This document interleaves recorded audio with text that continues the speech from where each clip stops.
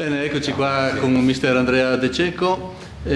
Oggi debutto al Mechia con una cornice splendida di pubblico, stadio pieno come ai vecchi tempi, una vittoria netta, mai stata in discussione, ma comunque Portogruaro capolista che ha avuto rispetto dell'avversario, non ha preso la partita sotto gamba, anche perché sono insidiose, insomma non si sa mai cosa può saltare fuori. Il calcio ci ha già mostrato che in 5 minuti può succedere di tutto. Come vogliamo commentare questa partita, ma anche la cornice in cui si è svolta questa partita? Ma partendo dalla cornice è stata una giornata splendida, perché anche l'organizzazione, l'uscita delle squadre con i bambini, il tempo, il clima, tutta questa gente è stato veramente bello. La curva piena e roboante ha aiutato la squadra a raggiungere l'obiettivo. E poi per quanto riguarda la partita in sé, dicevo che in settimana i ragazzi si sono allenati alla grande e non avevo dubbi sulla prestazione di oggi. È chiaro che poi la partita, se si sblocca subito come si è sbloccata oggi, diventa più facile.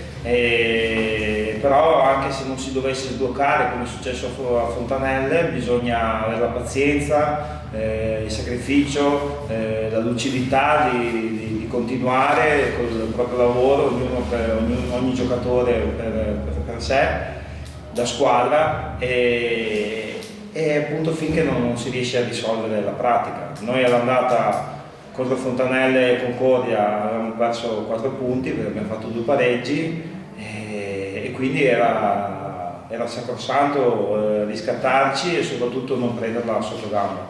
Sì, oggi abbiamo visto di nuovo il ritorno al gol con una bella doppietta, soprattutto con tanta fiducia presa di Stefano Della Bianca, il nostro bomber. Questo ci fa ben sperare in proiezione per il futuro. Fatto questa premessa, perché è anche da considerare che la squadra avversaria aveva qualche defezione nella formazione, mancavano di alcuni elementi. Adesso, al di là della Giulia, quale sarà il suo campionato, noi abbiamo 7 finali, la sentivo dire prima, dobbiamo concentrarci su questo, però io da quello che vedo e che sento, insomma, c'è ottimismo da tutte le parti.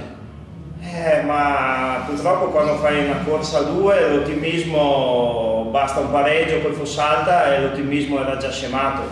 Io dico, dobbiamo rimanere consapevoli della qualità che abbiamo, anche della quantità, perché abbiamo una rosa, che sfido qualunque allenatore a non volerla per sé. Anche oggi ho fatto 5 cambi e non è cambiato niente, anzi siamo andati a fare il terzo gol, quindi questo dimostra il fatto che la squadra è super competitiva. Però non bisogna mai abbassare l'asticella, bisogna sempre pensare a lottare partita per partita, perché ogni partita è a sé, e quindi quando dico sono 7 finali, anche l'aspetto dell'ottimismo o della fiducia dobbiamo avercelo, però essere consapevoli che sono battaglie, quindi pronti a farla bene. Ultimo flash di chiusura, c'era il derby e lei ha detto che i ragazzi in settimana si sono allenati intensamente. Insomma, era sentito questo derby, nonostante la Giulia non si trovasse in una posizione di classifica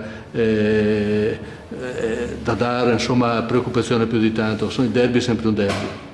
Sì, allora io mi sono promesso questa settimana, e così ho fatto, di non caricare troppo la partita come un derby. Io ho caricato la partita come una delle 8 finali.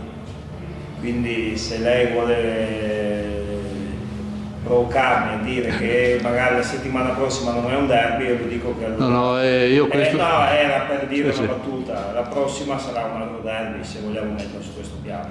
Bene, però ho voluto proprio non caricare sull'aspetto del campanilismo. Solo oggi ho un po' accennato per quanto riguarda l'amor proprio, sentirsi la maglia addosso, per rispetto della città, dei tifosi, degli là che appunto hanno sentito questa partita come una tra le più importanti. Chiudo e metterò al termine di questa intervista nel montaggio che è stato molto bello l'abbraccio che dopo il gol di Stefano Della Bianca insomma, del Bomber, abbracciarsi col mister, un bel momento di sport insomma. Stefano ci conosciamo da una vita, è un amico e in questo campionato mi ha già dedicato un gol per altri aspetti e oggi gli avevo detto ti aspetto e lui è arrivato, quindi anche questo è una dimostrazione del rapporto umano che c'è. Bene, grazie mister.